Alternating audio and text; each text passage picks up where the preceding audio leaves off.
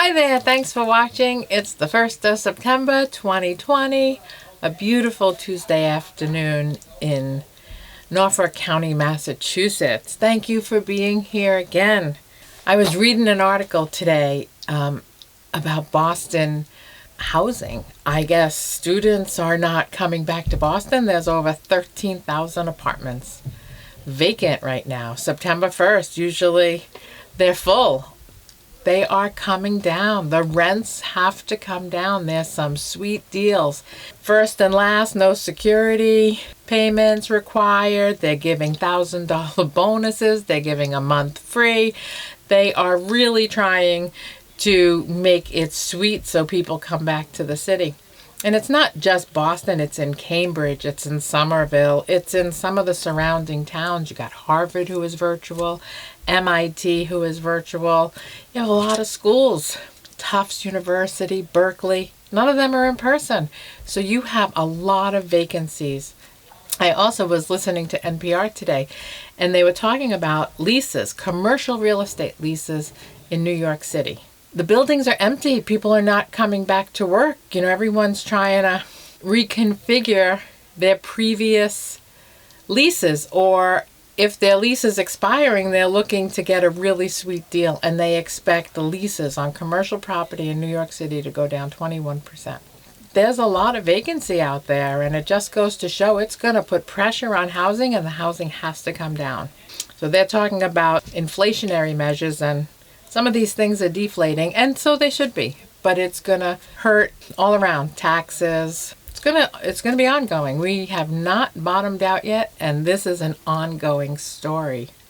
I was reading an article today about the CARES Act and the PPP, the Personal Protection Plan, whatever that supported billions of dollars for small businesses to get them through. A lot of that money has run out last month in August. Companies do not have any more money left from that CARES Act. And I just heard that billions of it went to fraud. How do you like that? There were no questions asked. The government hid, I guess it's usually public information, who gets these loans.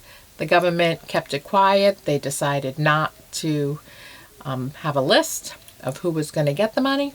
And now it's coming to fruition that companies received multiple million-dollar loans. So I guess in the CARES Act, there was a provision that you can only get one loan. Well, some of these companies applied with different banks and got multiple loans, which was not ethical by any stretch. $96.3 million went to companies who were barred from working with the federal government. Talk about no oversight. There was no oversight. It was like free money, and people just went and grabbed it while they could. There was also $195 million that went to government contractors who were previously flagged for insignificant performance and integrity issues. All right, $195 million. You know, there's all these oversights now, and they're, while a lot of the money did go to small businesses, a lot of the money went to big companies, big corporations.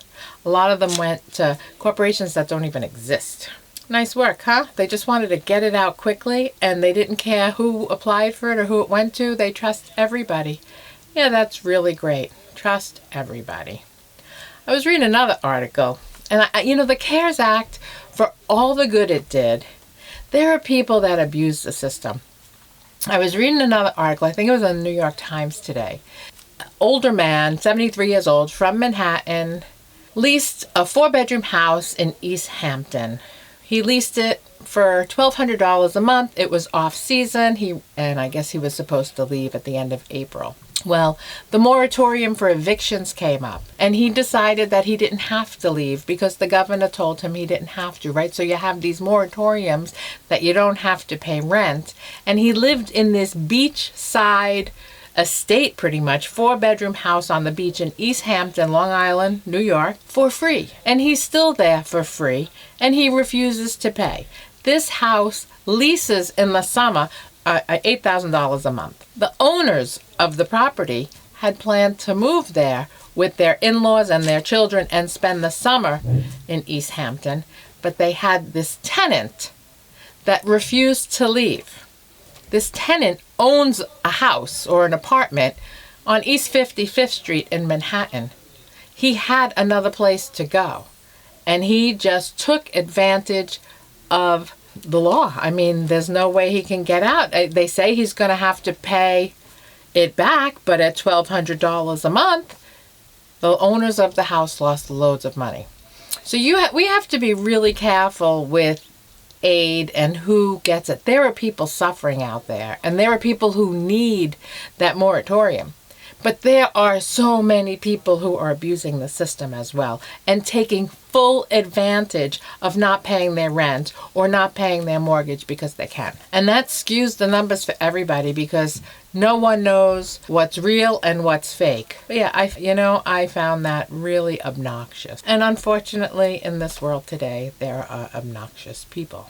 I was watching something on CNBC. Chapter 11 bankruptcies have skyrocketed over the past 6 months. Since March, since it says January to June, 3,604 companies have filed for Chapter 11 bankruptcy. And Chapter 11 bankruptcy is like a reorganization kind of bankruptcy. It's not a liquidation. Liquidation's more like Chapter 7.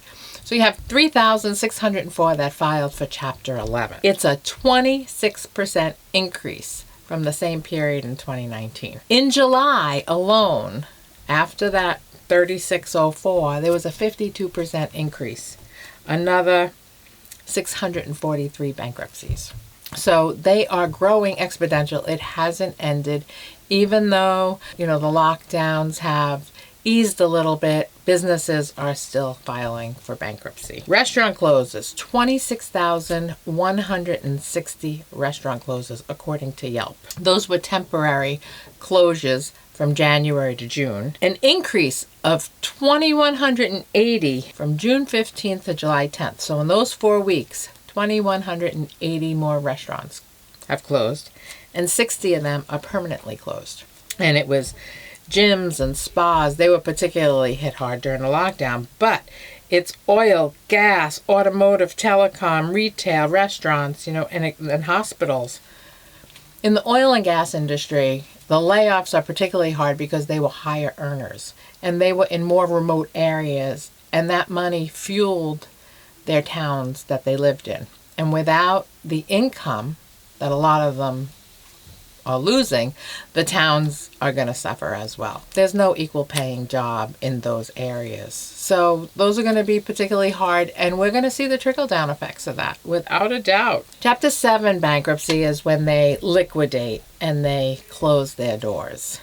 Not as many companies have filed for that. A lot of them want to reorg and file Chapter 11. So, GM filed Chapter 11 in 2008, and they reorged and they paid their debts down and they laid off a lot of people. Delta Airlines, American Airlines, they all did the same, and they rebounded. Some of these companies will rebound and some of them won't. However, it's very expensive to file for Chapter 11 bankruptcy. A lot of these lawyers that do the paperwork, and it's a lot of paperwork, charge up to $1,000 an hour. So the bigger the company, the more likely you can survive a Chapter 11 bankruptcy. A lot of these small mom and pop stores can't file for Chapter 11 bankruptcy because they just simply can't afford to. So they just shut their doors and walk away. A Goldman Sachs survey, 84% of the PPP recipients exhausted their funds last month. Only 37% can survive another shutdown. A lot's going on. Stock market was up 215 points today, disconnected from Main Street. This is a trend that's getting worse and worse.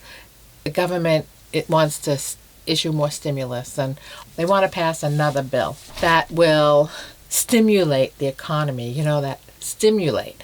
So people go out and spend it, right? Because that's the economy. Nowhere in this world, even before the pandemic, were people encouraged to save their money. It wasn't, have a safety net. Save your money. Don't spend everything you earn. Even if you can afford that mortgage in the house, why go up to your limit? Buy a smaller house. Manage your finances a little bit better. Why isn't that taught in school? Why aren't people encouraged to save any money? I would love to see people saving money. I am a saver. I've always been a saver.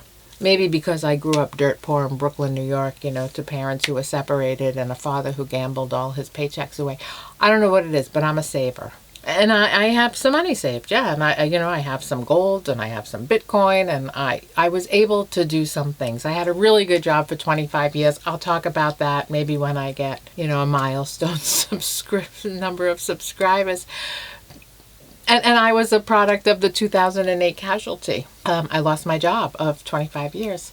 And now I do all sorts of things, and I'm busier than ever, and I'm still very, very conservative in my spending. Yeah, my husband's that way too. And thankfully, my 3 kids are like that too. I was taught to only spend what you have. And if you can't afford it, then you don't buy it. Well, that's my philosophy. And I think more and more people need to have that philosophy. And I think the word has to get out that you need a rainy day fund, and you need a shutdown fund, and you need to have rice and beans and canned food and dried milk and whatever else, raisins, and I have a basement full of food. We can probably live for, you know, 3 or 4 months. And I think everyone should have that. But people don't. People go out and spend. They spend what they don't have. And so great, they have a job today, and congratulations to them, but they might not have a job next week, and they might not have a job in a month. It's crazy. I read another article to 18 million people, they lost their health benefits because they lost their job. And that 18 million is, you know, all family members and everything too, but it's just an enormous amount of people. And yet some states vote not to have Medicare expansion? Like, what are these people going to do if they get sick? I don't know. The world is all topsy-turvy. It was my pleasure to have the ability to talk to you, and I look forward to talking to you again soon. Be safe. Have a nice day. Save a few dollars, and we'll be in touch. As always, tell me what's going on, and if you enjoyed this video, give it a big thumbs up. Subscribe to it. Keep the faith. We'll talk soon.